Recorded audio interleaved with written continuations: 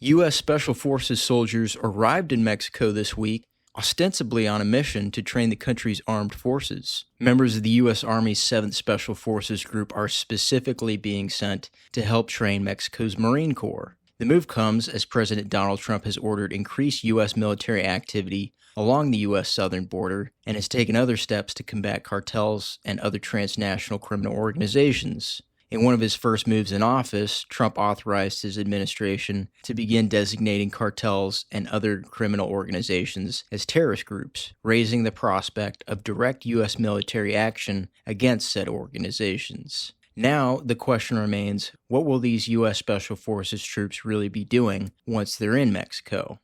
According to documents published by the Mexican Senate's Naval Commission, the U.S. troops will be in the country from February 17th to March 28 at the Mexican military base on San Luis Carrizo in the southern Mexican state of Campeche. U.S. 7th Special Forces Group's area of responsibility includes Mexico, the Caribbean, and other areas of Latin America and South America. This U.S. Special Operations Unit has historically worked with governments in the region, including the Mexican military. Mexico's Marine Corps has also seen a growing role in counter-narcotic and counter-cartel operations in recent years, becoming a trusted partner in joint operations involving the two countries. The Mexican Marines have frequently worked with the U.S. military and U.S. law enforcement agencies like the Drug Enforcement Administration, DEA. The Mexican Marine Corps also houses one of the country's top special mission units, the Fuerzas Especiales Naval Special Operations Unit. In an emailed statement shared with Freebase News, representatives of the 7th Special Forces Group and the U.S. Special Operations Command, SOCOM, insisted the presence of these Special Forces soldiers in Mexico is part of a, quote, routine pre-planned military training, unquote. U.S. special operators routinely deploy to foreign countries under the umbrella of bilateral and multilateral training missions. But training foreign government forces also provides a useful premise for U.S. special operators to engage in limited combat operations inside a given country. For example, U.S. Special Forces soldiers had been in Vietnam and Laos for several years, officially as part of a training and military advisory mission, before President Lyndon Johnson authorized large-scale U.S. military operations in Vietnam in 1965, kicking off what is considered the main course of the U.S. war in Vietnam.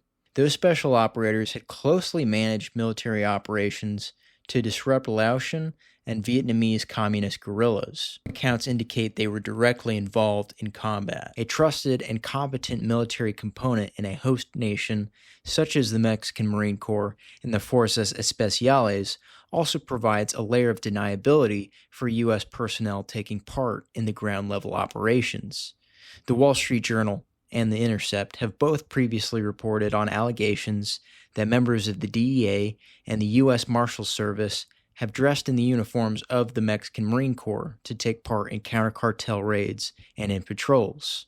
While Mexican Marines officially carried out the February 2014 arrest of accused cartel kingpin Joaquin El Chapo Guzman with intelligence support from the DEA and the U.S. Marshals, the Mexican publication Proceso reported allegations in 2015 that DEA agents dressed in Mexican Marine Corps uniforms and were directly involved in the ground-level operations during the arrest more than a year before. For now, information about the deployment of U.S. Special Forces soldiers in Mexico remains limited. When reached for comment, the 7th Special Forces Group declined to say how many of its personnel would take part in this training activity in Mexico, citing operational security concerns. While the group spokesman said this training activity is part of a long-standing relationship with Mexico, he declined to share more details about the partnerships. If you've watched this far, leave a comment letting me know whether you think these U.S. Special Forces soldiers will take part in direct combat operations against the cartels, or whether they're really just there in Mexico for training purposes.